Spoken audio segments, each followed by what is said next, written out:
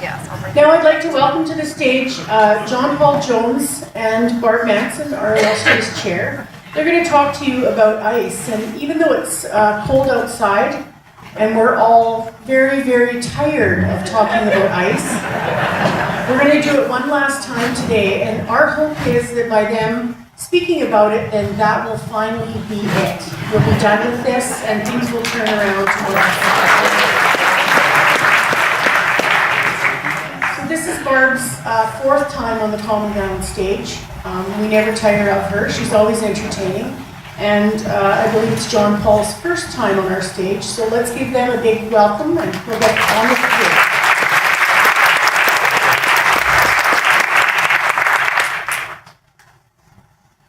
Yes, it does seem strange that something so cold can bring such warmth. It is the magic of ice, and it has spread its magic through this region for many years. The magic of ice has influenced our daily lives, our recreational activities, and has warmed our hearts. The history of this area is steeped in ice. It even shaped this area's landscape. During the Ice Age, this whole region was covered in an ice field, and when it receded, the Agassiz was formed. This lake covered 110,000 square miles and was the largest freshwater lake ever formed on Earth. Pretty magical. The Lake of the Woods was part of the lake, and when the ice receded, it helped in the development of the resources of this district, leaving behind an area rich in fishing, lake life, fertile soil for farming, and even gold veins. During the pioneer era, before the refrigerator had been invented, big blocks of ice were cut out of the lake to keep the food cold. The ice was put in ice houses or in underground pantries called root cellars. It was surrounded in straw or sawdust to keep the ice from melting too quickly. Even in your kitchen, you had a wooden ice box, which held one block of ice in order to keep your food cold. The ice wagon, pulled by horses, would deliver the ice right to your front door. In the winter months, the ice road was built so as to have access to the Lake of the Woods. It gives access to cottages, homes, fishing holes, and allows people to drive to other areas on the lake. The ice road has been in existence for many, many years and covers over 50 miles. The recreational activities you can do on ice are endless. Hockey, skating, snowmobiling, skiing, walking, and of course ice fishing. And let's not forget the polar plunge. This area is and has been known for all of these activities. And what about the beautiful ice castles, once built during our winter carnivals? The first winter carnival in Kenora was held in 1945. The ice castles have been built at the Kenora Golf Course and even on Main Street. Some have been lit and were the backdrop of many winter carnivals. Ice magic. You can even eat ice. Well, what's ice cream made of? And what do you put in your glass for those hot drinks? Ice cubes. Cheers. But to me, the most magical use of ice has been to make ice candles for the annual Festival of Lights at the Lake of the Woods Cemetery. Kenora proudly claims the title of the ice candle capital of Canada. Individuals have been putting ice candles on our cemetery's graves for many years, but it was not formally made into an annual event until 1999. One of the first individuals to make ice candles on the graves in the Lake of the Woods was our very own, the remarkable Mr. John Paul Jones, and here he is.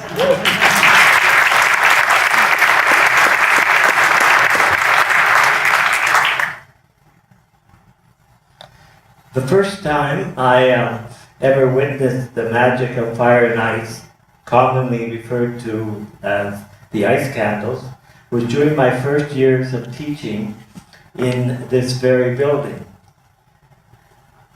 Where we're all here today, this is our school, Lakewood School. I had become good friends with Ian Tucker, who, like myself, was a teacher here at Lakewood Intermediate School. During the mid-1980s, Ian and his wife Gail, who are sitting here in front of me today, belonged to the Laclou folk dancers and would host an ethnic dinner and dance concert at the Palat United Fire Hall, referred to as PUF. One year, the theme was everything to do with Sweden, which was very apropos considering so many of the early settlers in Laclou had hailed from this country. One of the dancers, Jan Bennett, happened to notice an article in an issue of Canadian Living magazine describing the making of ice candles. She and her husband, Garnet, experimented with the instructions given, and the dance troupe decided to go into full production, and they lined the entire driveway of the Puff Fire Hall with their version of Swedish crystal lanterns to welcome the concert goers, one of whom was myself. And that is how I became mesmerized with the magic of fire and ice. Ian and Gail would later transport ice candles that they had made in Laclou to the Folklore Village farm in Dodgeville, Wisconsin, on the top of their station wagon. And the tradition began to spread throughout the United States as well. Anyway, I was so impressed with the simplicity and beauty of these fire and ice creations that I began my own production factory in my basement apartment on First Street South. The first year, around 1987, I remember placing 9 candles in the cemetery to remember relatives who had died. The next year, increasing production to include all 19 households on the 500 block of First Street South, where I live. By 1990, besides teaching, I was now employed as a part-time paramedic, and the ambulance garage became the perfect venue to create many, many more ice candles than I'd ever imagined possible. Of course, the paramedics provided the labor force that made this production possible. Production quickly grew to a night shift, day shift competition between the various crews. The late Blair Gordon, as well as Jason Long, Robert Stevenson, Wade Gagnon, and many other paramedics enthusiastically embraced the project. Some of the early recipients of their endeavors were the many churches and the Keewatin and Kenora cenotaphs. Sadly, I began placing ice candles on the gravesite of several of my students who had died at a very young age as well.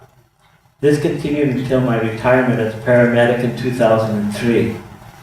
By this time, a new angel of fire and ice had emerged and took production of Kenora's ice candles to a whole new level of Olympian proportions. Ladies and gentlemen, it gives me great pleasure to again introduce you Barb Manson.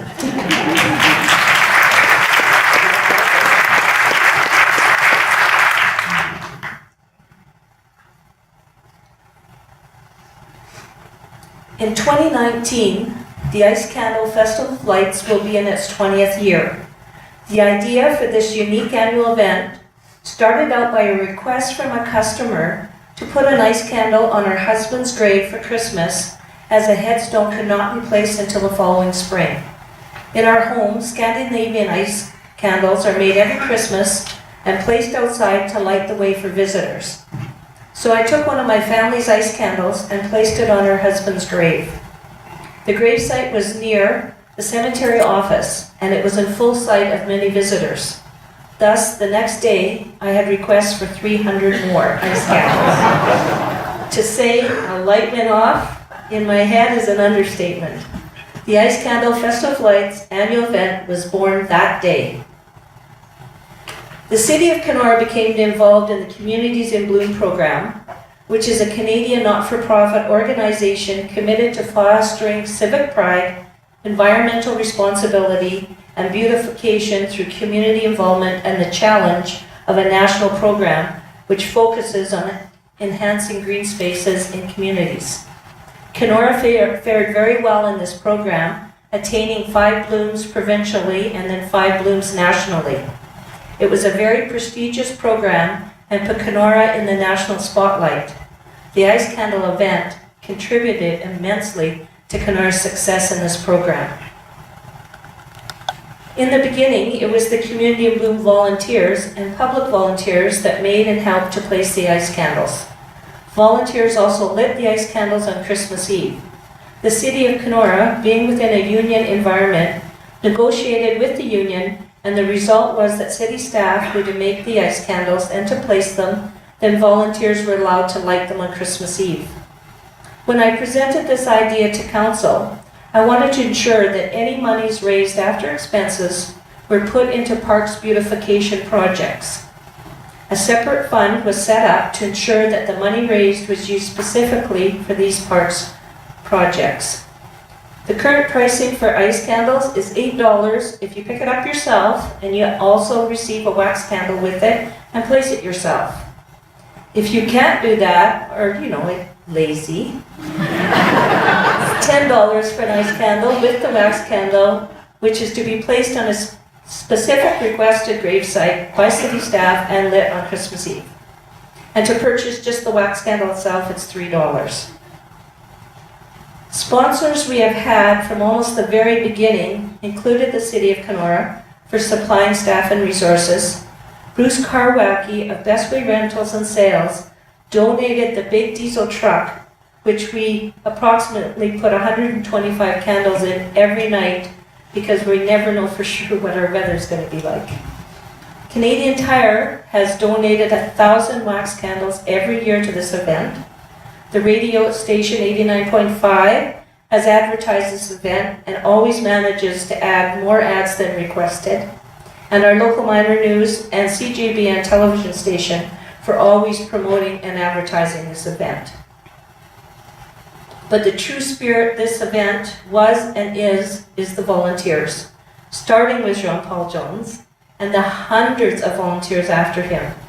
Approximately 5,000 to 7,000 ice candles are lit in our cemetery every Christmas Eve. The city can only make 2,000 within the 4-week time frame we have, so it is actually the citizens of Kenora who make and bring in 4,000 to 5,000 candles more. It's the volunteers who tirelessly turn up every Christmas at 1 o'clock to light all those ice candles, no matter the weather. No matter what their own plans are for Christmas, they show up. Approximately 75 to 100 volunteers show up every year to light the ice candles.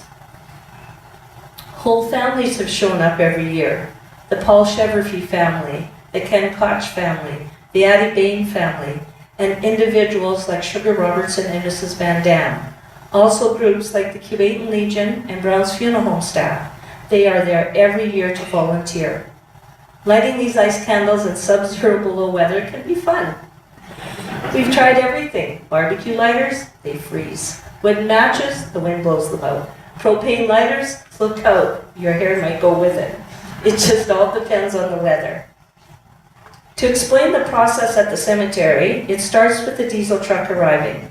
Then 125, preferably black, 5-gallon pails, are placed in the truck with a path down the middle.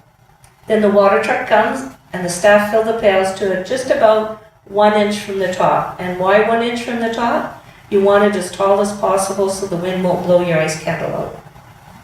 The truck is kept at a balmy -20 below Celsius. The candles are left in the truck to freeze overnight. The next morning, city staff unload the truck, about 25 pails at a time, unthaw them just a little in the garage. As soon as the ice moves around in the pail, they are brought outside and the ice is slid from the pail.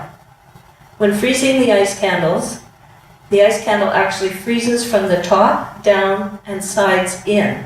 Thus, the bottom freezes the least amount.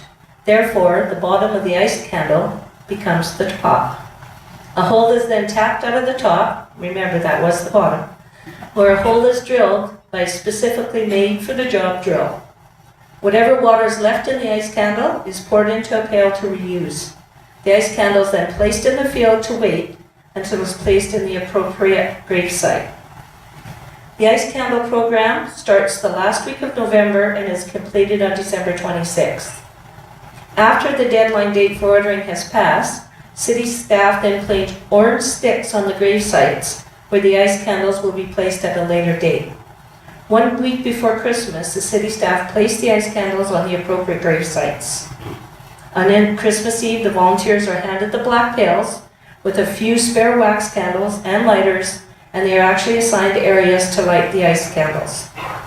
They remove the orange sticks as they light the candles and put them in the black pails. The sticks and lighters are returned to the garage, and when the last volunteer arrives back at the garage, the cemetery has been fully lit with the memory of our lost loved ones. When I first started this program, we had a couple that were traveling through Kenora to Winnipeg for Christmas, and their car broke down here.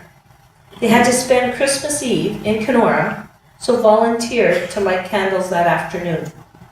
They were so moved by the event, they actually brought their whole family the following 3 years back to light ice candles. I have actually given out instructions how to coordinate this event and how to make the ice candles to over 75 towns and cities across Canada and even in the United States. Many places have now incorporated this event into their Christmas Eve celebrations.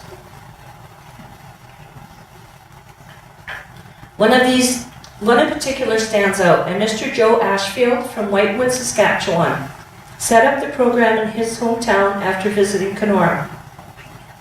In an article in his hometown paper, he contributed this idea to his visit to Kenora after seeing our ice candle memoriam and winter light display. He said the soft glowing aura emanating from the ice candles drew him to our cemetery, and then he contacted myself to learn how to do this in his hometown. He sent me the article from his local paper, the Whitewood Herald, in which he acknowledged Kenora's ice program. Different ideas have come over the years to enhance this event. Some included sponsoring a specific grave that no longer had living relatives, sponsoring a veteran's grave, and then the memory board. The memory board started with a request from a customer to buy a candle for a lost loved one who was not in our cemetery. So we put up a little round wooden board, painted it white, and printed the names on it, and then placed it on a birch stand. That year ended up with 20 plus names on it. We decorated the board and put candles on the ground leading up to it. Excuse me for my voice today. For many years, my husband, Chuck Manson, with the help of Al Starovi, Colt Manson, and Braden Senyu, made an ice candle tree on the corner of 9th and Houghton Streets where the memory boards were installed. Now we have 4x8 memory boards with hundreds of names on them.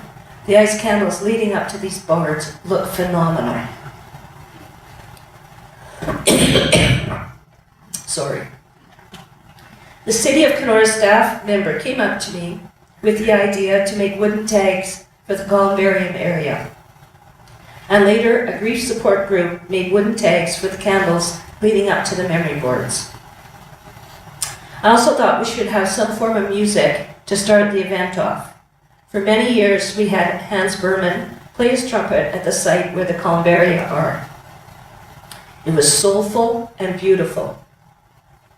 Hans decided he could no longer do it, and he had frozen fingers and his mouth stuck to the trumpet more years than we could count. So then it was suggested we have a non-denominational service and a choir.